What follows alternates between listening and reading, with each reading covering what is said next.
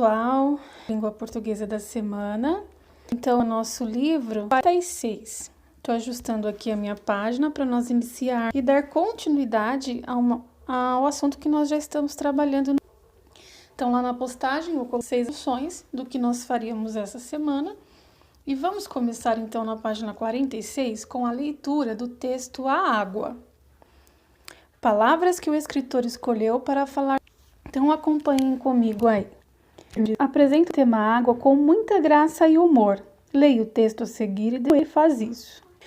A água. Água é uma substância fria e mole. Não tão fria quanto gelo, nem tão mole quanto gema de ovo, porque gema de ovo arrebenta quando a gente molha o pão e a água não. A água é fria, mas só quando a gente está dentro. Quando a gente está fora, nunca se sabe, a não ser da chaleira, que sai fumaça. A água do mar mexe muito, mas se a gente põe numa bacia, ela para logo. A água serve para beber, mas eu prefiro leite e papai gosta de cerveja. Serve também para tomar banho, mais ruim da água. A água é doce e é salgada quando está no rio ou no mar. A água doce se chama assim, mas não é doce. Agora, a água salgada é bastante. A água de beber sai da bica, mas nunca vi como ela entra lá. Também no chuveiro a água sai fininha, mas não entendo como ela cai fininha quando chove, pois o céu não tem furo. A água ainda serve também para a gente pegar resfriado, que é quando ela escorre do nariz. Fora isso, não sei mais nada da água. Página 47. Vamos então, depois de ler o texto, responder com atenção as questões aí. Letra A. Qual é a temática desse texto? Esse texto, a temática dele, o objetivo dele foi informar a utilização da água, suas características e utilidade, ou a preservação da água. Qual foi a intenção desse texto que nós lemos? Qual foi o tema trabalhado, né? A temática usada. Então, você vai marcar o X aí em uma das opções. Se foi sobre a utilização da água, se a utilidade da água, ou se foi sobre a preservação da água. B. A temática desse texto nos é apresentada com amor, com humor, ou seja, com graça, ou cientificamente, com dados comprovados cientificamente. Então, você assina aí a alternativa que estiver de acordo com o texto que nós lemos. E aí, na número 2, organize de acordo com o texto as informações sobre a água nessas duas colunas. Então, você vai colocar na primeira coluna. Quais foram as características da água? Como é a água? Então, características são como que essa água é. Tudo que foi falado sobre a água, de como ela é, de como ela pode ser, vai entrar aí no quadro do lado esquerdo. E no quadro marcar para que a água serve. E também está lá no texto que nós acabamos de ler, tá? Então, de um lado, como é a água, do outro lado, para que ela serve, certo? Releia as frases abaixo. A água é fria, mas só quando a gente está dentro. Quando a gente está fora, nunca se sabe, a não ser a da chaleira, que sai fumaça. A água doce se chama assim, mas não é doce. Agora, bastante. A água foram apresentadas de forma humorística. Converse com seu professor e colega sobre o assunto e responda. Essas informações poderiam ser publicadas em livros e revistas científicos? O que vocês acham, gente? Nós vimos que as duas frases, de certa forma, trouxeram aí um certo humor, uma certa graça na informação, dizendo que a água ela é fria quando a gente está dentro dela, como referência quando a gente está num banho gelado ou numa piscina, né, ou toma chuva. Mas a da chaleira não, porque a da chaleira está sempre quente, porque vai ao fogo, não é mesmo? E também falando que a água doce tem esse nome, mas ela na verdade não é doce, né? Já a salgada é muito salgada, que no caso a água do mar, né? Esse tipo de informação normalmente é publicado em livro ou revista de artigos científicos comprovados cientificamente? Com esse tipo de humor, de graça, vocês acham que sim ou que não? Vamos pensar. Se ele fosse colocado, por exemplo, num artigo de revista aí, que falassem de ciência, né? Falassem do termo de ciência em matemática, vocês acham que seria algo nesse contexto de humor? Seria dessa forma, com graça, algo engraçado, algo divertido? Na verdade, não, né, gente? Toda vez que a gente vai escrever algo ou ler algo, tem sempre aí uma regrinha a ser seguida, né?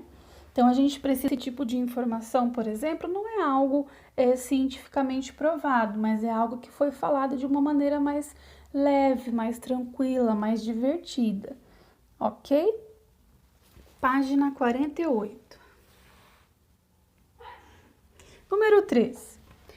Podem-se registrar essas mesmas informações de outra forma para facilitar a compreensão de quem está lendo?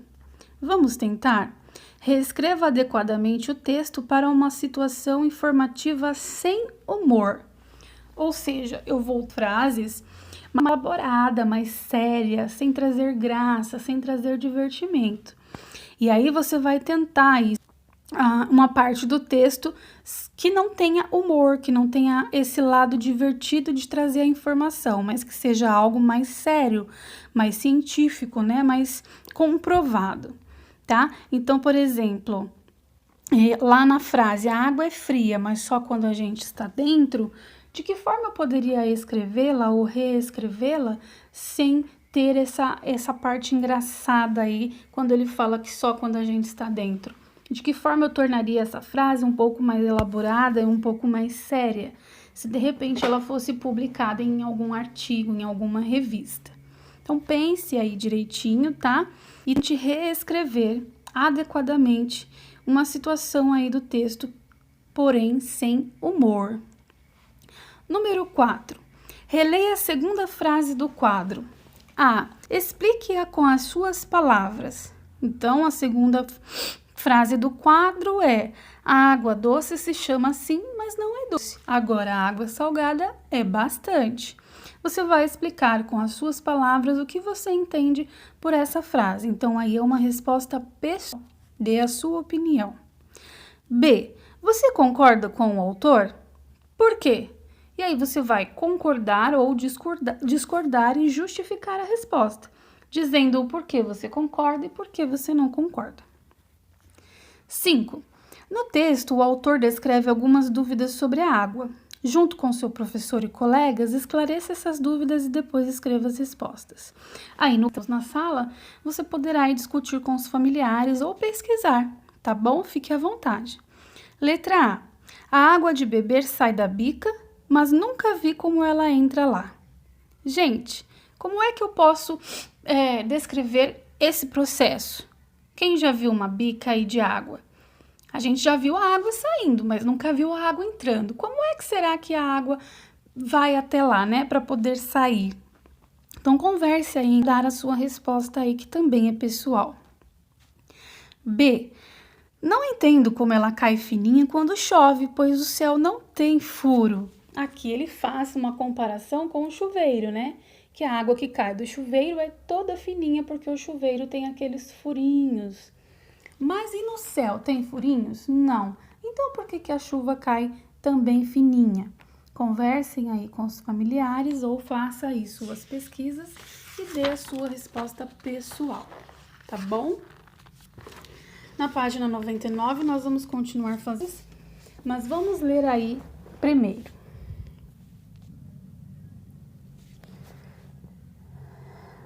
Milor Fernandes apresenta o tema água com graça e humor. Em sua opinião, as explicações apresentadas no texto demonstram conhecimento do assunto? Em sua opinião, faltou alguma utilidade a ser apresentada? Qual? Como o autor relaciona a água? Que comparação o autor apresenta no texto? Qual a intenção desse texto? Então, todas essas perguntas vocês podem pensar e refletir, não há necessidade de escrevê-las, tá? Mas pense aí, você acha que as explicações que o autor deu no texto demonstram que ele conhece sobre esse assunto? Por que você acha que sim ou não? Na sua opinião, faltou ele dar alguma utilidade a mais para a água? Então, se você lembrar aí de mais alguma utilidade, pensa e compartilha, tá? E aí você tenta aí refletir sobre todas essas perguntas que o autor coloca no texto. Número 6. Partindo da palavra impressa e das letras dadas como dica, preencha o diagrama com as palavras a seguir. Então, você tem aí o diagrama, tá? E algumas palavras. Então, com 3 letras, vocês têm ovo, mar, rio, céu e mãe. Com 4 letras, água, gelo, gema, bica, país. 5 letras, papai, bacia, leite, banho, fácil e chuva. 6 letras, fumaça. 7 letras, salgado. 8 letras, chaleira e chuveiro. As palavras que têm a penúltima sílaba forte são chamadas paroxítonas, lembrando mais uma vez aí a classificação quanto à sílaba tônica, né? A sílaba mais forte. Então, preencham aí o diagrama, a nossa famosa cruzadinha, né? Indicando aí as palavras dentro dos quadradinhos, as letras. 7. Você vai circular no diagrama, na cruzadinha, as palavras paroxítonas. E depois que você circular, você vai escrever aí na linha do número 7. Lembrando, paroxítonas são aquelas palavras que quando eu pronuncio, a sílaba mais forte é a penúltima sílaba. Ou seja, de trás para frente é a segunda, né? Certo, gente? Página 50. Leia as palavras a seguir. Fria, bacia, resfriado. Paraíba, saída, atuar, rainha. Letra A. Escreva cada uma dessas palavras colocando uma sílaba em cada quadradinho. Então, percebam que tem aí a separação. Palavras com 2 sílabas, palavras com 3 sílabas e palavras com 4 sílabas. Então, todas serão preenchidas em algum lugar. Então, prestem atenção quanto à separação das sílabas. Letra B. Ao separarem sílabas, o que aconteceu com as 2 vogais que estavam juntas? Vocês acham que as vogais vão permanecer juntas ou na hora de separar a palavra, elas vão estar separadas? Percebam aí, palavras que têm vogais juntas, se na hora de separar as palavras, elas permanecerão juntas ou não. E aí você pode dar a sua resposta. Número 9. Complete as frases a seguir com as palavras do quadro formadas por hiatos. O que é hiato? Gente, é o encontro de 2 sons de vogais que, embora estejam juntos na palavra, pertencem a sílabas diferentes.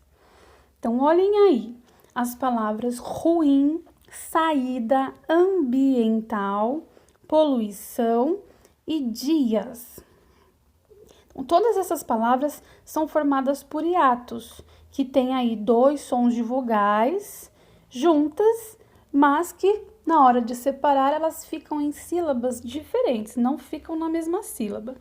Então, vocês vão ler as frases de A a E e completar com a palavra correta, certo? Muito bem. Você vai pesquisar em revistas e jornais, pode ser na internet ou livros antigos que não usam mais, palavras formadas por hiato e vai colar aí no quadro, nesse espaço grande que tem na página 51. Depois de colar, escolha uma das palavras pesquisadas e produza uma frase. Você aí produzir a sua atividade, escolha uma das palavras que você colou para formar uma frase bem elaborada, bem bonita, tá bom? E aí, para fechar a atividade de língua portuguesa da semana, Você tem o jogo das escadas e das serpentes. Lá na postagem tem os materiais que você vai usar, que é do Lúdico 4. Tem também como você vai jogar, quantos participantes precisam estar para participar desse jogo, tá? E é um jogo bem legal para que você aí brinque e aprenda ao mesmo tempo, tá? Lógico que você vai aprender aí encontro vocálico, tentar relembrar aí através do jogo um assunto que nós já falamos, que é o encontro de duas vogais. Vocês vão também ter um pouquinho da noção de uma forma melhor sobre o que é hiato, sobre o que é ditongo, tá? Então, brinquem bastante, registrem e mandem foto para a professora, tá bom?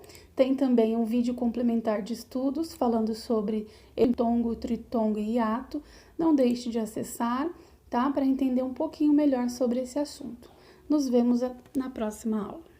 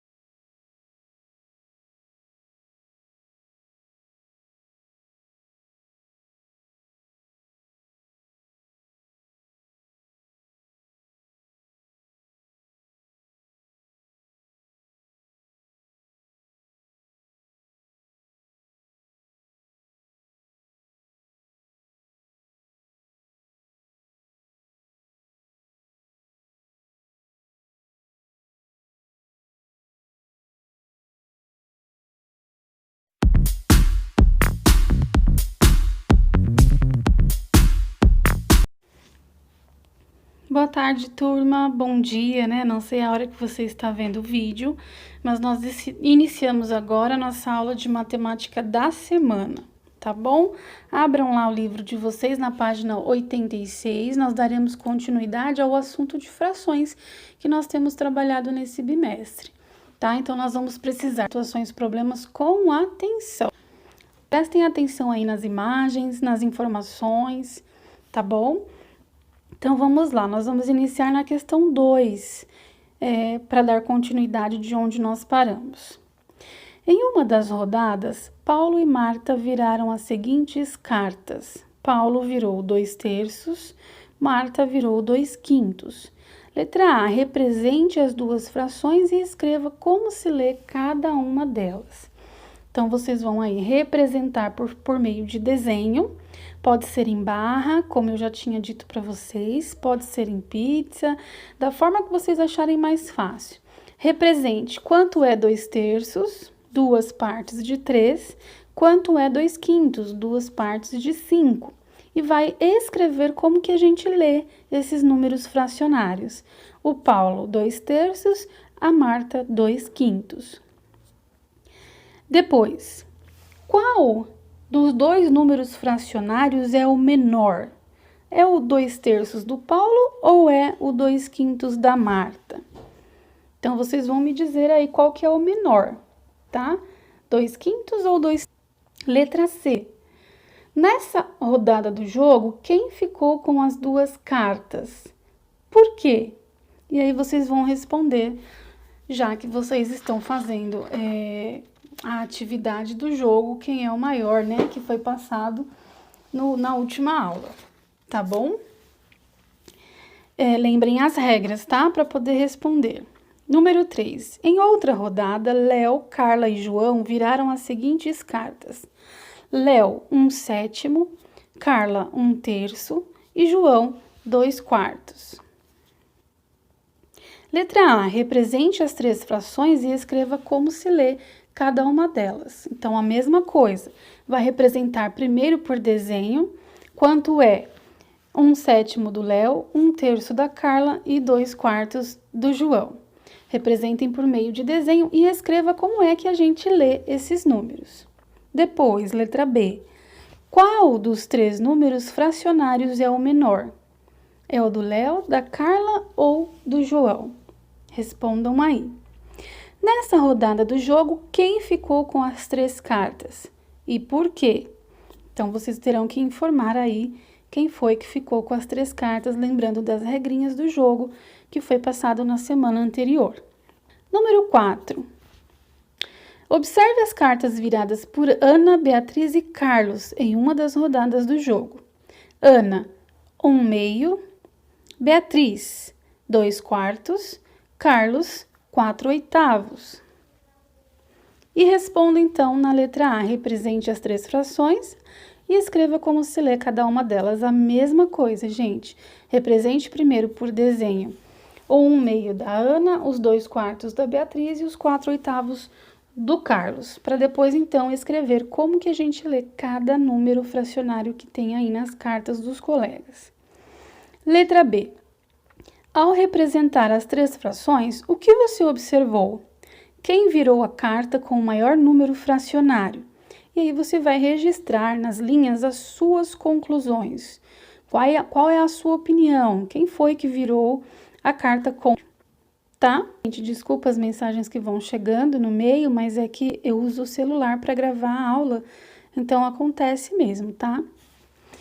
Continuando então. Número 5. Na turma do 4º ano em que a Ana, a Beatriz e o Carlos estudam, foi feita uma pesquisa de opinião sobre o esporte preferido pelos alunos. A turma tem 30 alunos e cada um só pode escolher um tipo de esporte.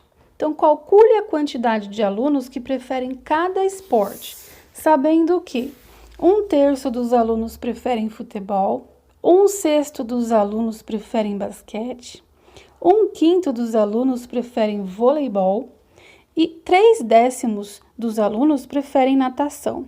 Então, você vai registrar a seguir. Quantos alunos de futebol? Quanto que é 1/3 de 30 alunos? 1/3 de 30 alunos, porque se a sala tem 30 alunos e só 1/3 gosta de futebol, 1/3 representa quantos alunos? 1/6 que gosta de basquete representa quantos alunos? 1/5 de voleibol representa quantos alunos? E 3/10 de natação representa quantos alunos? Então, vocês vão distribuir aí, descrever aí quantos alunos gostam de cada modalidade de esporte aí. Futebol, basquete, voleibol e natação. Página 80. De acordo com o item anterior, elabore um gráfico de barras no quadriculado a seguir, com as seguintes quantidades de alunos e os esportes preferidos por título. Para você dar, é pessoal, cada um vai escolher o título que quiser. E vocês vão, então, agora, a partir do resultado que vocês tiveram lá na atividade anterior, fazer o gráfico. Então, quantos alunos escolheram o futebol?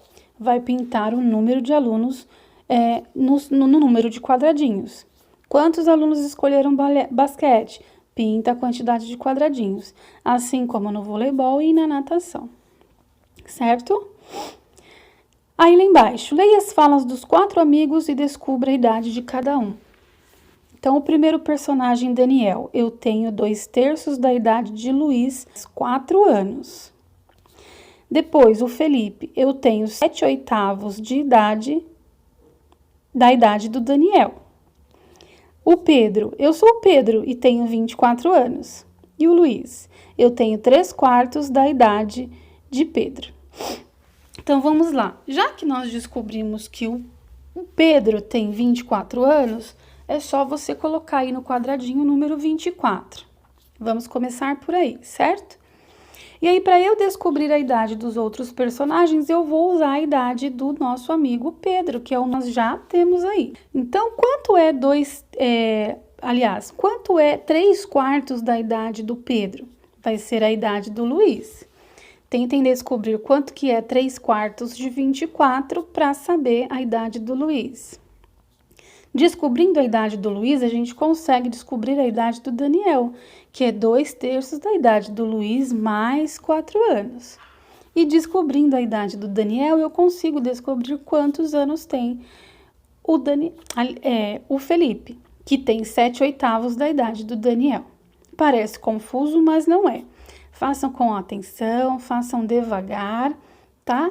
E mandem a atividade por foto para a professora ou então publique lá no Google Sala de Aula para quem já consegue acessar. Tudo bem, turminha? Vou estar mandando para vocês amanhã, essa semana, mais vídeos explicativos sobre frações, que eu sei que alguns têm tido dificuldade e eu vou tentar ajudar de alguma maneira. Tá bom? Dúvidas é só entrar em contato com a Pro. Até a próxima aula.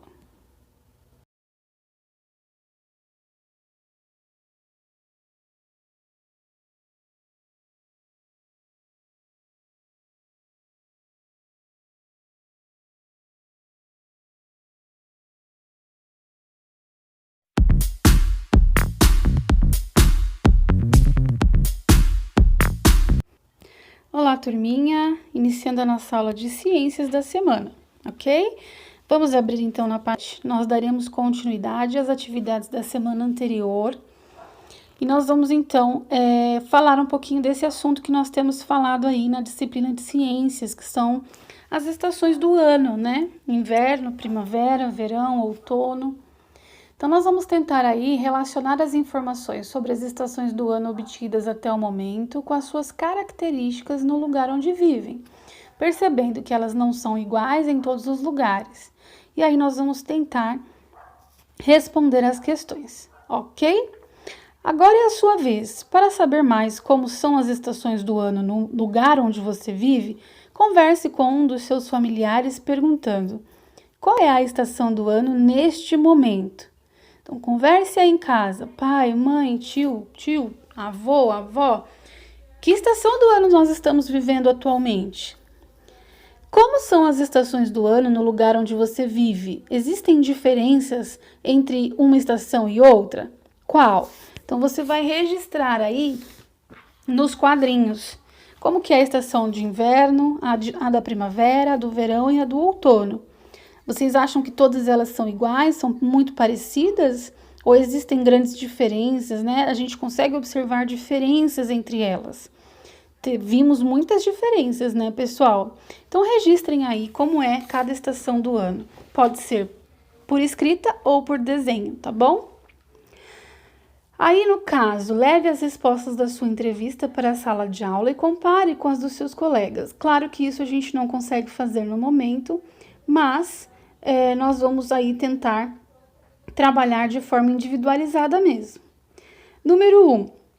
De qual estação resposta pessoal você vai indicar qual delas você mais gosta e por que é a que você mais gosta? 2. Como você costuma se vestir nessa estação do ano? Ou seja, se você escolheu, por exemplo, inverno, como é que a gente se veste no inverno? Você vai descrever aí. 3. Como é a sua alimentação nesse período? 4. Como são os dias? E 5. Como são as noites? É claro que as respostas serão diversificadas, né? Porque nem todo mundo gosta do inverno, ou da primavera, ou do verão, ou do outono. Tem uns que gostam mais do frio, outros já gostam mais do calor, né? E assim vai. Mas registrem aí a opinião de vocês. Na página seguinte, página 108, nós vamos aí ver por que as estações do ano existem. Então, acompanhem comigo a leitura. Outono, inverno, primavera, verão. Por que existem as estações do ano? Para entender melhor por que ocorrem as estações do ano, junte colegas e realize o experimento a seguir. Providencie uma fonte de luz como uma luminária, que representará o Sol, e um globo terrestre que representará o planeta Terra. Coloquem a fonte de luz na lateral do globo terrestre na altura da linha do Equador. Escureçam a sala de aula. Observem como a luz incide sobre o globo terrestre. Ele está todo iluminado. Por quê? É opcional. Não faremos em grupo, porque não temos essa possibilidade. Mas se você tiver materiais e quiser fazer o teste, o experimento, faça. Mas não é obrigatório. Mas aí a gente vai precisar responder, né? Ele está todo iluminado, o globo terrestre? Por quê? Vocês acham que colocando aí, tentem imaginar mentalmente, mesmo que a gente não tenha os materiais, que a gente não tenha a luminária, nem mesmo o globo terrestre. Se eu colocar a fonte da luminária, a fonte de luz, na lateral do globo, na altura da linha do Equador, será que ele vai estar todo iluminado? Ele não vai estar todo iluminado, não é mesmo, gente? Porque um hemisfério está mais iluminado que o outro. Enquanto um lado recebe luz, o outro está no escuro. A luminária, a luz, não alcança todo o globo. Então, ele de fato não, né? Um lado será iluminado e o outro não será iluminado. Girem o globo terrestre da esquerda para a direita. A palavra hemisfério significa metade da esfera, uma linha imaginária, a do Equador. Divide o planeta Terra em hemisfério norte e hemisfério sul. Girando o globo terrestre da esquerda para a direita, é possível observar que uma parte fica iluminada pelo Sol, que nós chamamos de dia, e que a outra fica no escuro, nós chamamos de noite. Esta alternância entre o dia e a noite é consequência do movimento de rotação da Terra, isto é, do movimento que a Terra faz em torno do seu eixo imaginário. Uma volta completa dura aproximadamente 24 horas. Então, isso nós também já temos trabalhado, né? E temos visto aí como acontece o dia, a noite, o ano. Então, lá, continuando o experimento. Junto com outros colegas, posicione-se em cada canto da mesa. Na imagem, nós conseguimos observar um pouquinho do experimento dos nossos personagens do livro. Coloquem a luminária que representa o Sol no centro da mesa. Um de vocês segura o globo terrestre e em um dos cantos, cuidando para que a luz da luminária esteja na altura da linha do Equador. Só para relembrar, o eixo imaginário deve estar sempre apontando para a mesma direção. Então, observem novamente como a luz incide sobre os hemisférios da Terra. A luz está incidindo, aliás, de forma igual. Por quê? Imaginem, então, vamos tentar imaginar, já que a experiência não está sendo possível no momento. Então, vamos imaginar que nós somos os personagens aí do livro. Que nós colocamos a luminária no centro da mesa, né? E aí, um amigo aí vai segurar a luminária para que nós possamos fazer as observações. Será, gente, que a luz ela vai iluminar de forma igual todo o globo terrestre? O que vocês acham? Pensem aí um pouquinho. Na verdade, gente, não vai ficar totalmente iluminada, né? A gente percebe que um hemisfério está mais iluminado que o outro e que, consequentemente, um dos polos está no claro, né? Iluminado. Agora, se nós passássemos o globo terrestre para o outro lado, no sentido anti-horário, aí daríamos para repetir a passagem dele até que este realize um giro completo em torno do Sol. Observaríamos como a Terra está sendo iluminada cada vez que um dos colegas a recebe. Ocorreram mudanças na incidência em torno do Sol? O que vocês acham? Se nós tivéssemos feito um experimento desse, partindo daquilo que a gente já aprendeu, nós percebemos, gente, que observando que em determinado momento um hemisfério está mais iluminado e que em outros eles estão iluminados quase que igualmente, tá? Gente, seria muito bacana se nós estivéssemos na sala para fazermos, que nós poderíamos compartilhar da experiência, poderíamos ver, né, com os nossos próprios olhos, pegar na nossa mão, mas infelizmente isso não é possível. Então, é importante que vocês relembrem que o Sol, ele iluminando um lado, ele não consegue iluminar o outro também. Por isso é formando a noite, né? Enquanto um lado está iluminado, formando o dia, o outro está no escuro, formando a noite, ok? Deixei lá na postagem para vocês mais um vídeo complementar de estudos para que vocês tirem as dúvidas, possíveis dúvidas que possam aparecer nas atividades, falando da rotação, da translação, os movimentos do planeta Terra, que fazem surgir o dia, a noite, os anos, né? Que nós estudamos desde o início desse terceiro bimestre. Então, se ainda assim ficar dúvidas, podem entrar em contato comigo, tá bom? Me chamem e boas atividades para vocês. Nos vemos na próxima aula.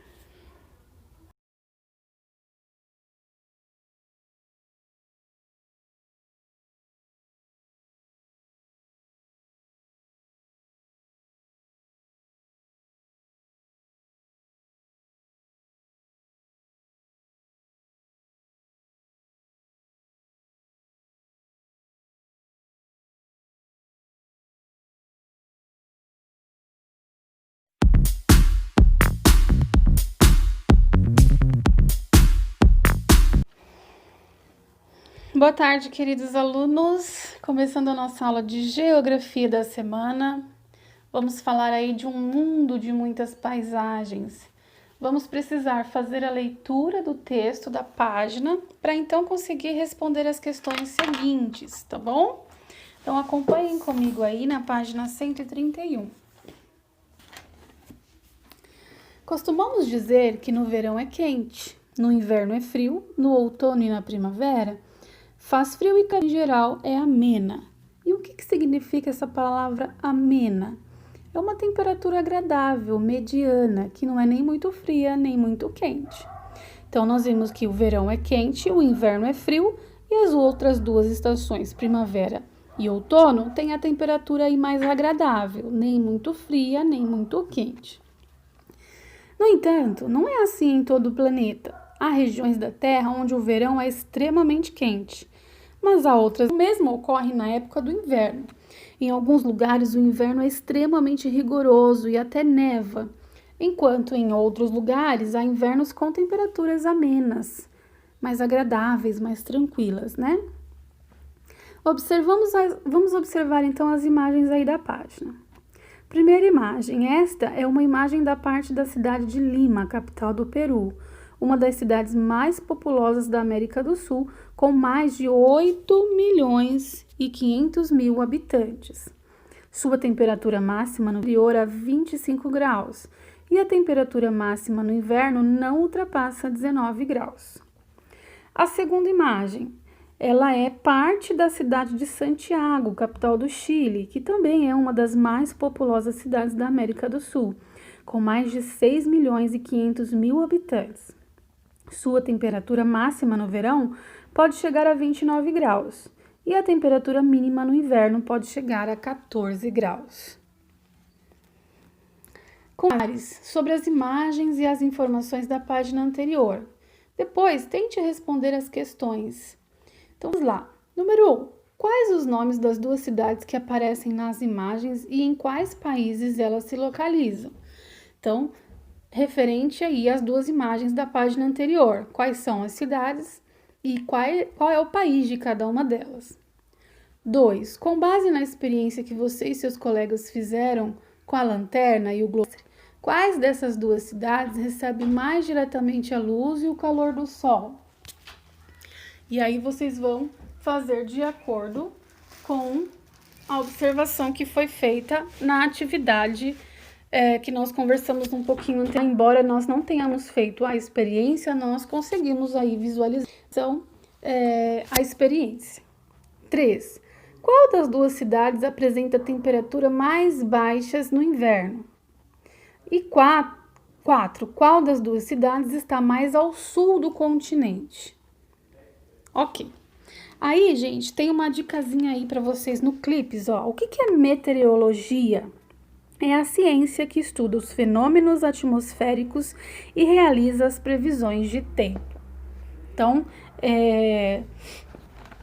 Assim, podemos concluir que a cidade sul da América do Sul do que as cidades que ficam ao norte dela. Isso acontece devido à maior incidência dos raios solares na região central da superfície terrestre. Vamos entender mais sobre isso. Para melhor nos localizarmos e compreendermos os fenômenos que geram os climas, a ciência dividiu a Terra em dois hemisférios, em duas partes, utilizando-se das linhas imaginárias, que são o hemisfério sul e o hemisfério norte. Voltando aqui rapidamente para vocês observarem a imagem, olha lá. Como se a Terra tenha sido dividida, né, em duas partes. E de um lado o polo norte, polo sul, que fica no hemisfério norte e no hemisfério sul. O principal círculo horizontal que divide o globo em dois hemisférios é o chamado de linha do Equador. Os demais círculos horizontais são chamados de paralelos. 4 paralelos têm esses nomes, têm nomes especiais. Então, vamos observar na imagem a seguir. Então, a gente tem aí, polar, círculo polar ártico, à direita, o trópico de Câncer, depois, linha do Equador, trópico de Capricórnio e o círculo polar ártico. Então, nas 5, nós vamos tentar responder, observando onde é que está situado o Brasil nessa ilustração. Vamos tentar completar a frase. O Brasil, então, está situado em qual hemisfério? Sul ou norte? Entre o trópico de... Ele está em trópicos, o Brasil. Então, vocês vão ter que observar essa imagem para responder. Se ele está no hemisfério norte ou sul e entre quais 2 trópicos que ele está aí situado. Entre quais? Então, é só observando realmente a imagem, tá, gente? Observem lá na imagem onde é que está o mapinha do Brasil para poder responder, completar, na verdade, essa frase. Ficamos por aqui na aula de geografia. Retornamos na próxima semana. E até a próxima aula.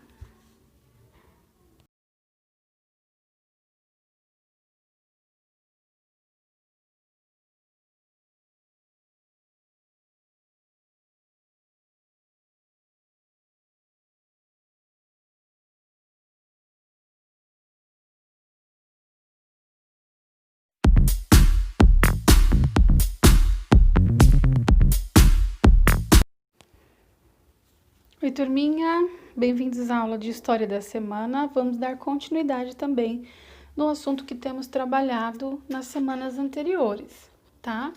Nós vamos falar um pouquinho sobre um assunto bastante interessante.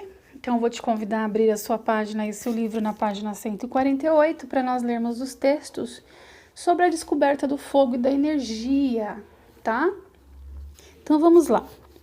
Desde os primeiros tempos da humanidade, os seres humanos vêm usando a inteligência para criar formas que possam reduzir os esforços no ato de trabalhar e aumentar o conforto na forma de viver. Quando os seres humanos aprenderam a usar o fogo, mudaram consideravelmente a forma de alimentação, segurança e produção de instrumentos. O mesmo aconteceu quando a roda foi inventada. Assim, no decorrer dos milhares de anos de história, os seres humanos foram fazendo novas descobertas, usando recursos da natureza e, ao mesmo tempo, criando inventos que foram modificando o modo de vida e surgindo novas necessidades. Vejamos como a energia elétrica mudou nossa vida e criou outras necessidades que os seres humanos não tinham no passado. Observem as imagens a seguir. Nelas estão representados cenários de um tempo em que não existia luz elétrica. Então, prestem atenção aí nas imagens. A primeira imagem, nós temos aí uma pintura, né? Representando a natureza morta com Bíblia e candelabro. E a segunda imagem, os comedores de batatas, também uma pintura a óleo, né?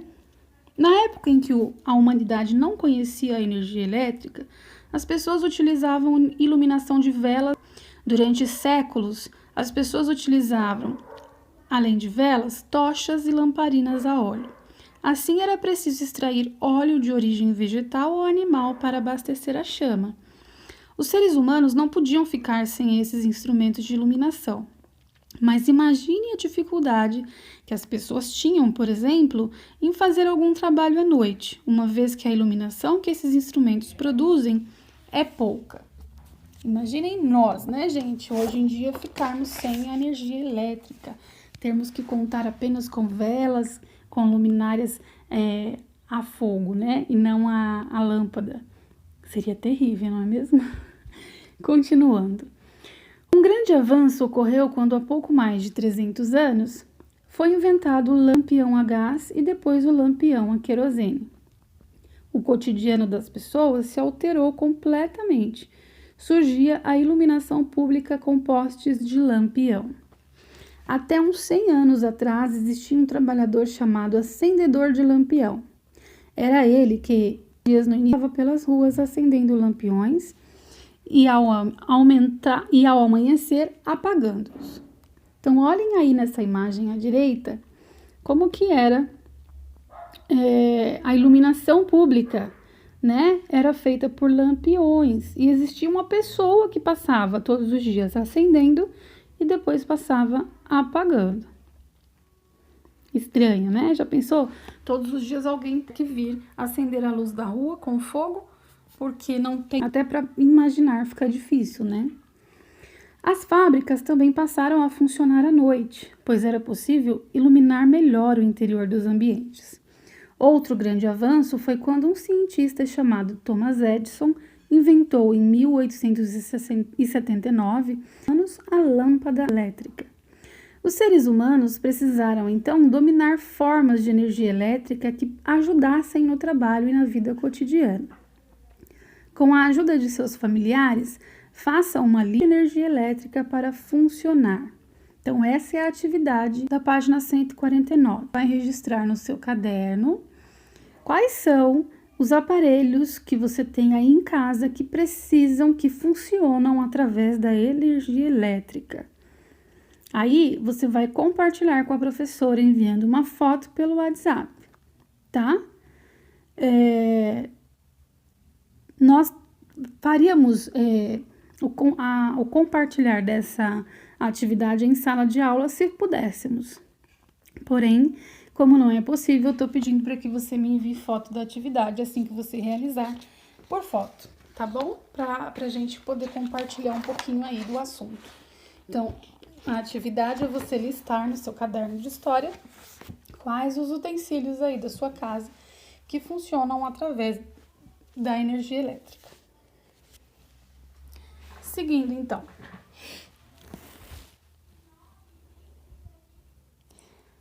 (150), né? Nós paramos na 149. A primeira forma de energia que foi utilizada, além da energia do próprio corpo, foi a energia de tração animal. O que é tração, gente? É a ação de uma força para puxar, movimentar ou... O uso da energia de tração animal foi muito importante para o desenvolvimento da humanidade. Ela era utilizada no arado, no transporte de pessoas e produtos, na produção para movimentar moinhos e em várias outras funções. Mais tarde, uma descoberta fez com que os seres humanos aperfeiçoassem o uso da energia que a natureza oferece, a energia dos ventos. Primeiro foi para movimentar os barcos, depois para movimentar os moinhos. Olhem só as imagens que o livro nos dá. Primeiro da embarcação portuguesa, um modelo de caravelas, e depois um antigo moinho de vento. Outra inovação aconteceu a partir do uso da força da água. A energia da água pode servir para movimentar uma roda, que ao girar movimentam ou outras máquinas. A cada novo grande invento dos seres humanos mudava lentamente o modo de produzir e de viver. Séculos se passaram até que um fato marcou a história da energia, a invenção da máquina a vapor. Ela foi a base de toda a transformação na forma de trabalhar e produzir. Com as máquinas a vapor surgiram as fábricas e com elas a forma de trabalho e de vida dos trabalhadores e suas famílias mudou totalmente. A cada dia, os eventos transformaram e continuam transformando o planeta e a nossa vida cotidiana. A invenção da lâmpada elétrica por Thomas Edison exigiu a produção de energia elétrica. Para isso, foram criadas usinas de produção de energia elétrica. As usinas podem utilizar a queima do carvão para produzir energia. Outras utilizam a força dos ventos, a energia solar. Algumas utilizam uma fonte de energia chamada de energia nuclear. Mas a maioria das usinas, principalmente no Brasil, utiliza a força das águas dos rios. Isso nós também já temos visto, né, turma?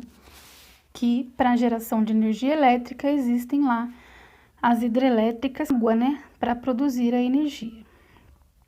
Você lembra de já ter estudado sobre isso anteriormente?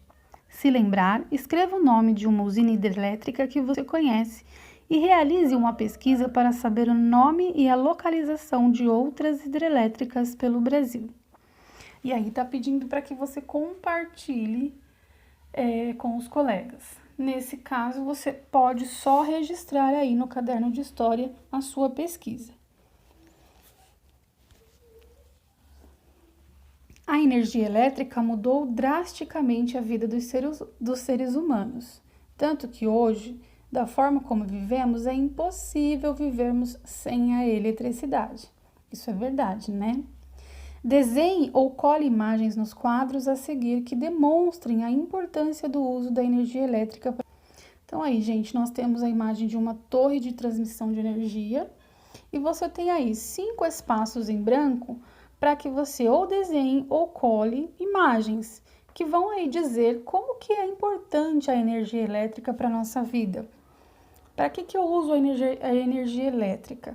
Como que ela é importante no meu dia a dia? Pode desenhar ou recortar e colar imagens aí. Para fechar, na verdade nós vamos terminar na 152 mesmo, tá? Que é essa atividade aqui. Colar imagem que demonstra aí os variados usos que nós fazemos da energia elétrica no nosso dia a dia, tá? Então, essa atividade também precisa ser enviada para a professora, tá? Assim que você registrar aí as formas de uso da energia elétrica, tira uma fotinho e manda para mim no WhatsApp. Tá bom, turminha? Encerramos por aqui a semana. Nos vemos nos plantões de dúvidas e também na próxima semana com um novo vídeo explicativo. Bons estudos e até logo!